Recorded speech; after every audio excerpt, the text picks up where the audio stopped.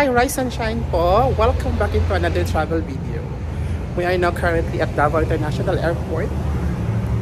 And this time, for this video po, is pupunta na pa tayo sa panibagong province na ating ititik, pupulayan natin para makompleto natin ang ating 82, Project 82 ng mga provinces here in the Philippines. Kaya, so galing ako dyan sa underpass. Lalakad tayo papunta ng airport. Kasi, repeat goals tayo. So this trip is magla-land travel tayo papunta ng Caramoan at saka may side trip siya sa Albay. So we will be hitting 2 provinces in one trip. Kakasama natin mamaya si Ma'am Jeanette Rabia. Nauna na siyang pumunta ng Maynila kaninang madaling araw kasi unfortunately, na-wrong ako ng book sa kanya due to excitement. But nonetheless, magkikita naman kami mamaya sa Mall of Asia. Yung aming meet up place para sa aming land travel going to Caramoan. Technically, is solo pa tayo pupunta ngayon ng Manila International. But this trip na nakuha namin for the Caramoan is a group tour. Joiners pala siya. Kasi mas makakatipid tayo dito. Kasi solo lang tayo. Kaya mag-join tours tayo. It's also an opportunity for me to meet new friends, new travel friends. Ayan, may mga improvements na din sa Davao International. Ang ganda naman, mga improvements na din sa airport. Yeah, so we are now inside at the airport. So since tapos na tayo nakapag-online check-in, so proceed na tayo immediately sa boarding gates. Upstairs!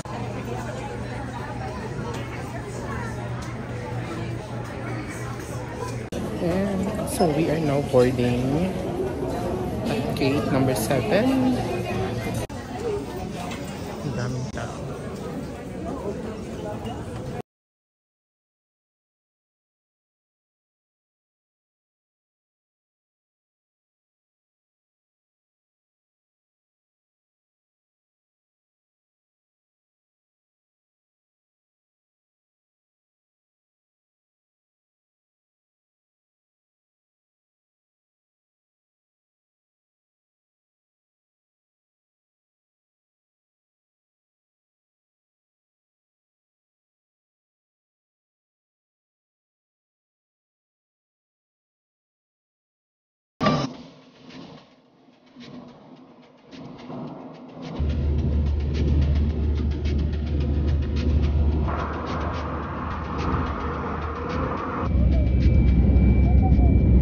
Touchdown Manila. So we have just landed. So delayed tayo ng mga 45 minutes. So right now, if you figure out ko pa kung paano pumunta ng MOA. So since sa MOA yung meet up mamaya para sa ating 12 hours na road trip. Hey, abangan na lang natin. How are we going to travel to the MOA? Eh, ang daming tao. Currently, it's summertime in the Philippines. Summertime, so maraming mga tourists. Tayo sa may Grab area. Let's see if we can open taxis. Dito tayo sa may Grab. Mag-Grab sana tayo, kaso lang, laging kinakancel pag malapit lang yung area. So we will try angkas. So pag mag-aangkas tayo, punta tayo sa taas. Nakapagod kasi pag gusto ko palang sumakay ng angkas, you need to literally go back sa taas ng NAIA kasi bawal yung motorsiklo sa baba ng arrival area. So what I did is umakyat ulit ako sa second floor at dito ako sa exit sa itaas ng NAIA, sasakay ng angkas. Bakit ang hirap-hirap ng commute dito sa NAIA going to the downtown proper? Ang hirap-hirap. Sana may subway na next time.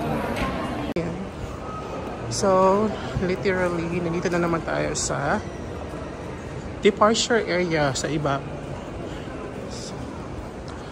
lalabas tayo doon banda para sumakay ng angkas. So nakapag-book na tayo ng angkas, saka hihintayin na lang natin dito sila. Ay, para sa kabila yung angkas. Doon para sa kabila yung ano, yung mga angkasan. Ayun. So tatawid tayo. Tatawid tayo sa angkas na ito. Dito sa may entrance, departure area ng Terminal 3. Yung hintayan ng mga angkas. So I am waiting for my ride. Laban sa angkas.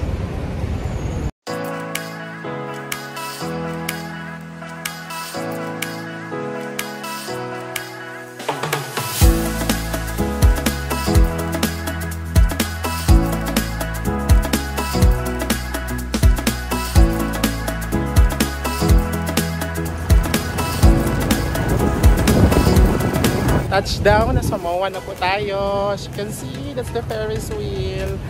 Ayan. So, pamayang 8 PM pa tayo susunduin ang ating van. Asya, dito pala yung meet-up area. Oh. Ayan. Diyan po sa Giligan. Katabi lang ito ng Ferris wheel. Uy, tingnan natin yung sunset. Ang ganda. So, dyan yung meet-up later.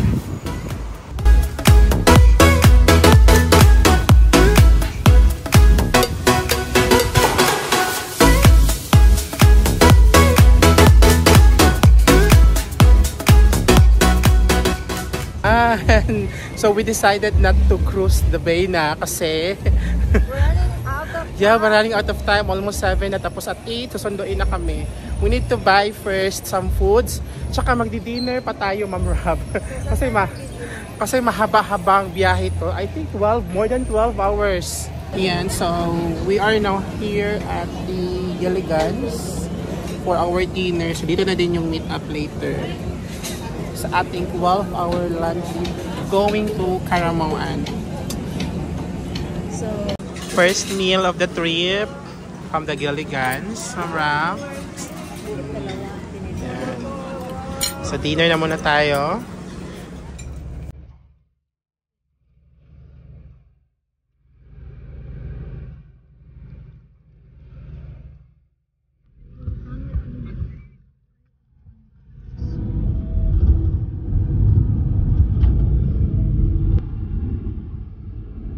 The next.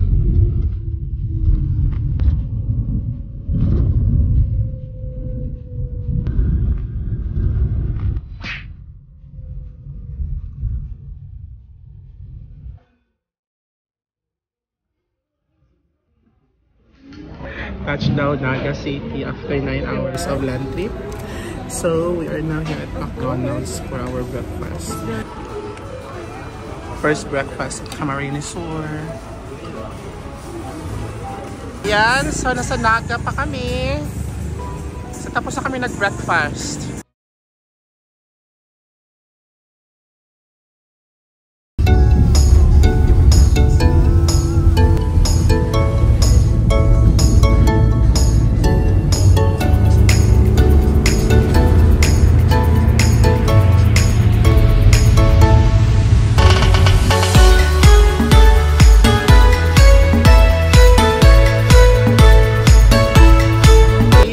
Activity is the ATV, off-road trail ATV here in the Rapa. Remember that you will just do this minsan lang sa buhay natin itong gawin natin. Once in a blue moon, once in a lifetime na pupuntahan nyo. It's really a different and amazing adventure. So if I were you, I suggest para mag-enjoy po kayo, go for the Green Lava. Maiksi lang po siya, mga 45 minutes lang paakyat. Then, mararating nyo na po siya. Mayroon po doon na fresh buko na pwede nyo inumin at 40 pesos each. At mayroon din po doon na mga Pili tayo ng helmet. May kasya sa akin, Ram. Betong pink. So, there is a sudden change of our itinerary. Supposedly, yung aming kagsawa or Albay trip will be done on Sunday. Sinumove siya today kasi pag by Sunday, maraming tao. So this time is mag-ATV tayo. So napili namin yung Green Lava. na trail, which is 1,850 lang siya. Then maximum of 2 hours na trail. And so mag-ATV tayo. We will reach the green part, the green lava of Mount Mayon. Congrats! Muna ta sa ATV. Ikat pa white tulog. Pinaka oras. Oh yes. Then diretso na yun nag-ATV.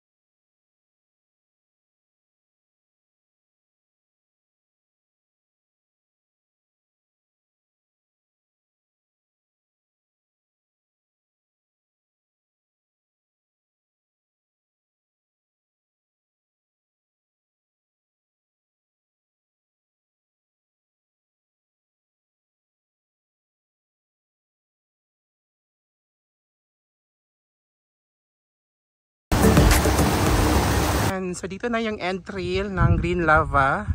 So as you can see, malapit lang talaga siya sa bundok ng Mount Mayon. As you can, ganda ng ng Mayon, ng perfect talaga yung kanyang cone shape. So Mount Mayon is one of the iconic landmarks here in the Philippines, and seeing it on the person is really great fulfillment for me, no?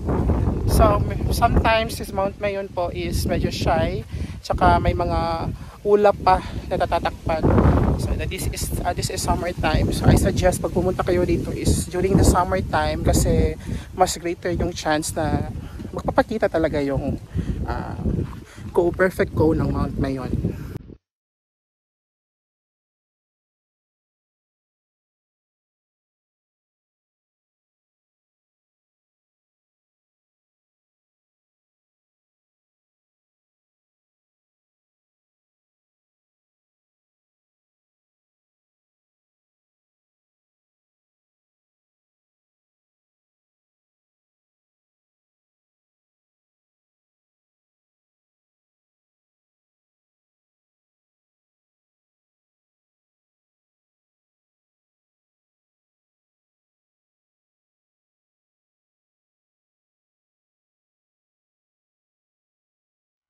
So tapos na kami nag-ATV.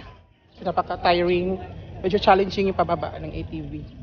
Pero nevertheless, maganda siya na-experience dito sa Mount Mayon. So kung gusto niyo siyang i-experience, I suggest na wag na kayo magsuot ng shoes, kasi may mga trail talaga na medyo may mga tubig. So mababasa talaga yung paa nyo. So right now, magla-lunch muna kami. Papunta kami ng Cagsawa. Meron doon lunch area. Tapos may mga pilihan pa ng mga pasalubong. So wala pa tayong ligo since pag-depart natin. Yung pala yung suot. Bahala na. Look at the Mayon.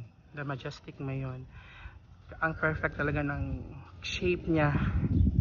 Yan. So we are now here at the Cagsawa Ruins for lunch. Dito na din yung mga pasalubong center nila. Ang dami mga pasalubong na pwede mong bilhin. May mga souvenir shops. May silly ice cream. Let's try that silly ice cream later. Oh my God, that is the Cagsawa Ruins. Sa libro ko lang ito nakikita. But finally, I am seeing right now. Ito yung entrances. 10 pesos, 20 pesos. That is the Cagsawa Ruins. Oh my gosh, this is really something that is so majestic. So maghahanap muna tayo ng makakainan. Dati sa book ko lang yun nakikita. Yeah, we are the same. Sa libro lang namin ito nakikita noon. Ngayon, kita-kita mo na personally. So nakaka-mesmerize talaga siya. Ipainit niya. Ito yung mga chili ice cream nila. Depende sa level of spice. Ano yung pinaka-anghang? Level 4 po. Ubus na po kasi yung level 5. Ah, level 4. Magkano isa? 50 pesos po. Sige, dito na lang ha. Si Ma'am Sarah. Yes, lunch time. Ano yun, Ma'am Ram? Bagnet. Or fried pork. 55. Yes, adobo. Ay, the suka. Perfect. Of course, coming here will not be completed without tasting the chili ice cream. Ay, level 1 mango at saka level 3 chocolate. Bahala na ni Ma'am Ram. Iso. Mangga pa rin. Mangga pa rin. Kamusta yung level of spiciness?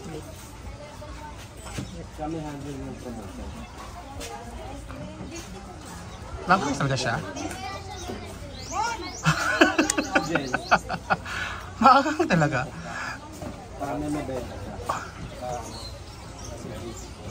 Ha? I have here chocolate. Ano naman yan? Kung ano naman sagot nila, intindihan ko naman.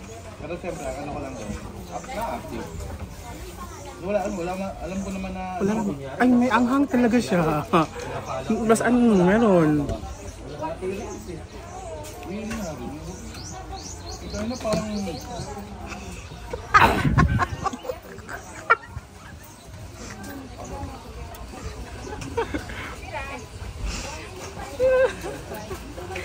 Dami mong food. Puro halong siya, bitch, no? Muraog. Ice cream na ice cream. Hindi siya gara-gara. Alang nagadian ko. Umiwan siya kadugoyan. Yes, right after nag-lunch, is dito na tayo sa Kaysawa. Ayan, look at this. Noon sa libro na natin ito nakikita. Ngayon finally we are here touching down and seeing the iconic perfect cone shape.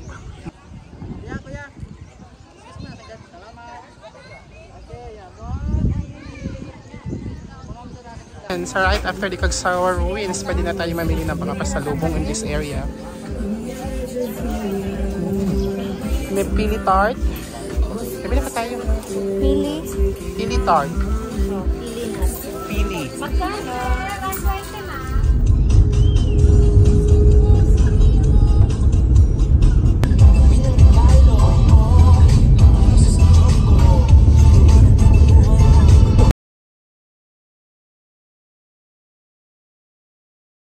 Hi guys, after 5-6 hours of land trip is nakarating na din kami finally sa Caramoan. And this is our booth. Naka-check-in kami ngayon sa Rockwood Inn. Ayan. Si Ma'am Rap, nagliligpit na. So dalawa lang siya na bunk bed, tsaka double bed. So good for 4 packs. Tapos isa sa akin dito mamaya may extra bed ako rito. So good for, so 5 lang kami sa room for this spacious room. Tsaka tingnan nyo yung CR nila. Check it. Talagang puro siya stone, no? Mga rocks talaga siya. Part na ito na binayaran namin na total package na 5,500 na tour package. Na-book naman ito sa kay Corina Navarro. I will just be putting down the contact number of Corina on the link down below. So kasama na siya sa 5,500 na package as well as yung 6 hosted meals at saka lahat ng mga tours dito sa Caramoan at saka sa Albay. Yung ano lang, yung ATV is excluded from the tour package. Kailangan yung bayaran yun if gusto yung mag-ATV. Pero optional lang naman din yung siya na activity. Yeah, so we will be fixing first and after that is we will be having our first hosted dinner.